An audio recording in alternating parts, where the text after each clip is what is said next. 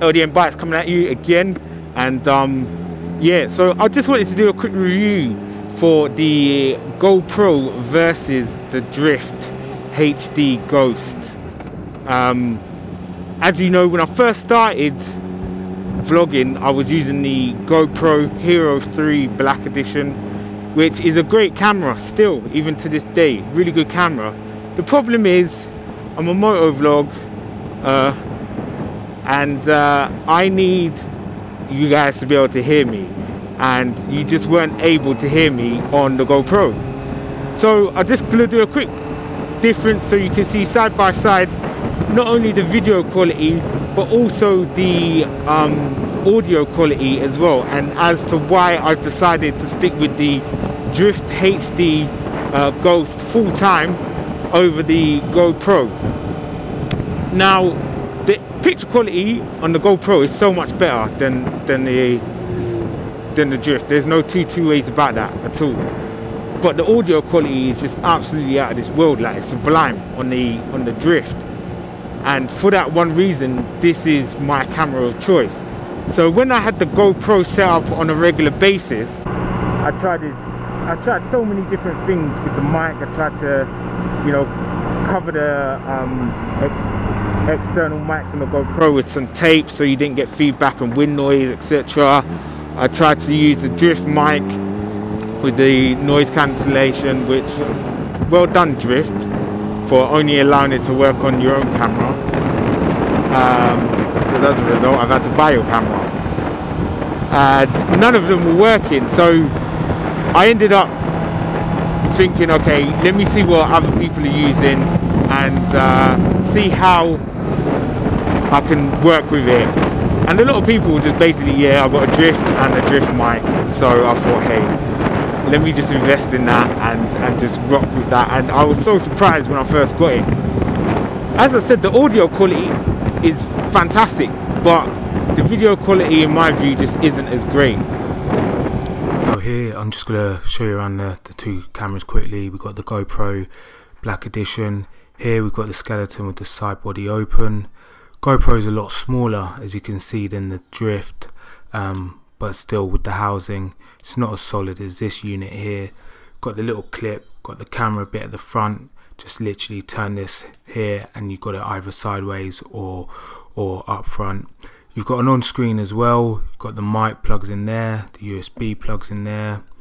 We've got the battery, which is a lot bigger than the GoPro, therefore a lot more juice long term. It's just set up better, so much better for vlogging and for motorcycles in general. Just got a longer life battery. Now here we've got the GoPro remote, which is pretty useless for motorcycling anyway, because at the end of the day what you find is you end up having to stick it to your keys or something. Now if you look on my bike in a moment, what you'll see is the one for the Drift, which is just one place. I've strapped it down via Velcro, which comes with it. It stays there, connects via Bluetooth I believe, and it's just perfect. I can see what I'm looking at all the time and it's right there. So yeah, overall really happy with the Drift. I think it's just a lot stronger, a lot better. I feel like I can drop it, throw it around and it'll be perfectly fine. And if I want to play back a video clip of what I've seen, I can do it right there and there from the Drift.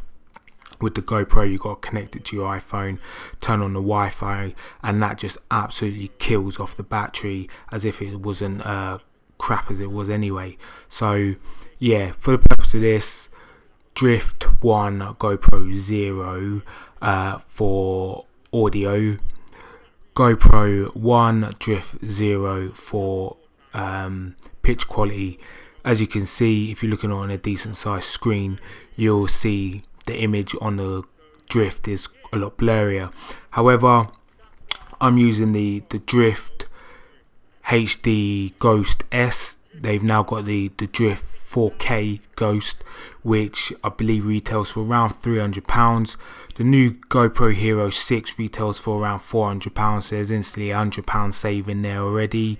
But yeah, as you can see there, we've got the remote for the Drift.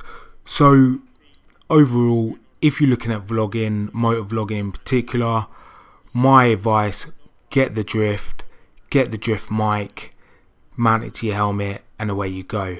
Otherwise, with the GoPro, you've got to get the GoPro, you've got to get the skeleton with the open door for the microphone to connect, and that no longer makes the GoPro waterproof unless you got a newer one, which is either the 5 or the 6. I think they're naturally waterproof anyway. Then you got to get the housing and everything.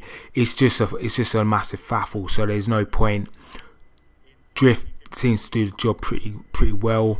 I will at some point upgrade to the 4K so I can get that better image quality instead of messing around with 2 cameras or whatever.